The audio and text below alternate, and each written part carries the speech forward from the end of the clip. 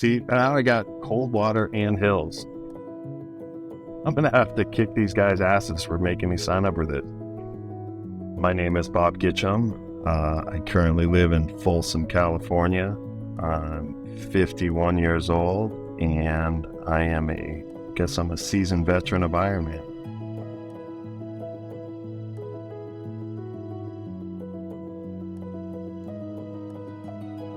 I completed 5 full Ironmans before my accident.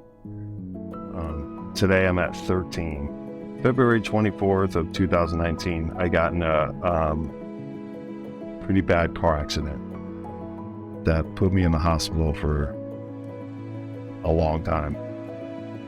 Probably 40 days worth of being in the hospital. When I was coming back from my big accident,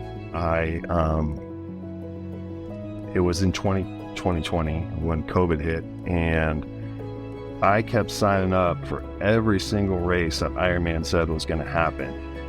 But then I'd sign up for one race, it'd be like, it's going to happen. I'd sign up, and then they'd be like, oh, it got canceled because of COVID. So then another race would come up. I'd be like, okay, I'm signing up for this one because they said it's going to happen. Then they get canceled during COVID. So I had so many races on the books. But during that time when I was, training, making my comeback, I was on a bike ride here in Sacramento, and I was on the bike trail where you actually run during the Ironman California.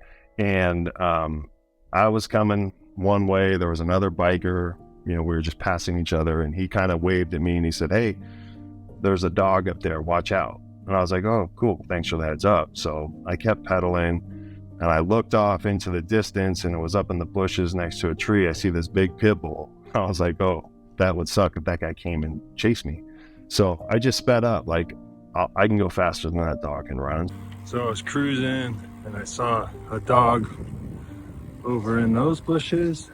So I sped up, and I turned right here, and there was another dog right there, and right in front of me. So my front tire hit the dog. I went up over the handlebars, landed on my hip. So I broke my right femur that accident. I actually called my wife, and I called my boss, and I told them what happened, and I wasn't even mad. I just laughed. Like, it was so weird. I was just laughing. I was like, this can't be real. I can't be going through this again. And knowing I had a broken bone, I'm like, okay, 4 to 6 weeks, I'll be fine. Dude, I just went through 6 months of literally being bedridden to 6 weeks, no big deal. I can get through that, no problem. So yeah, getting through the first one was kind of, it was just a nuisance, it was just a nuisance is all it was. So I had to take 6 weeks off and then resume the training to come back. And in 2020, I did Florida Ironman. That was my first race, my first full after my big accident, and that was a tough race. I had to walk the whole marathon. Like, I couldn't run, I had to walk, and I laid down on that course 7 different times just to put my foot up in the air to relieve some pressure from it, because it just blew up. So I struggled, but I got through it. So it takes you 7 hours to walk an Ironman when you're injured, if anybody's wondering out there. Last year was a crazy year event-wise because I attempted 6 full Ironmans. I completed 5 last year, and Cozumel was going to be my 6th. It was the end of the year, the last race of the year. And I fell on my bike during the race in Cozumel and broke my femur. My bone healed in 6 weeks, but I still have I don't want to say significant pain, but I still have pain in there. So again, it's another nuisance when trying to train, just because it's very sore. And they said it could take 3 to 6 months before that pain goes away. I'm pissed I didn't complete 6 out of 6, but I'll take 5 full Ironmans in a year, to put on my resume for sure. Like, I was proud of that.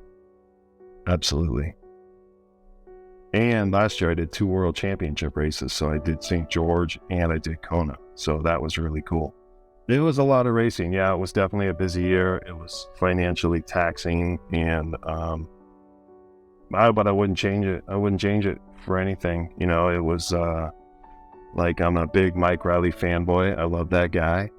So being able to have that guy call me in his last time doing Kona, it's definitely special to me. I mean, it's special anytime you get called across that finish line, but having it be Mike's last race and my first and probably only Kona, that was cool.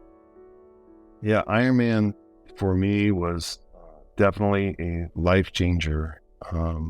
It has made me realize I could do things that I didn't think I could do, even doing one of them. And then now, if you would have told me 5 years ago, hey, you'll do 13 Ironmans in 5 or 6 years, there's just no way I would believe it. So it's, you know, the Ironman slogan of anything is possible is so true, you know, and your mind is a powerful thing. So if you put your mind to something, it sounds so cliche, right? You always hear it. You know, if you put your mind to it, you can do it. And that is 100% true. I 100% believe that.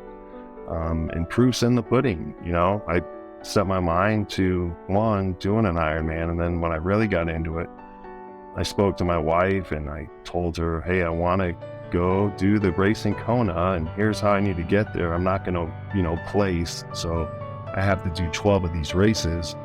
And I, you know, short-term goals, long-term goals was, hey, I'm going to get it done in 5 years. And I accomplished it. Even getting in that accident, I was like, okay, well, I got in that accident. It took me out for a year. COVID took me out for, you know, almost another year. I still wanted to meet my goal of 5. So I had to, and I signed up for all those races during COVID. So I had them all on the books because I had to defer. So I accomplished my goal in 5 years to get to Kona. I'm so looking forward to seeing everyone in Coeur d'Alene and meeting them and taking that big group photo with our medals on.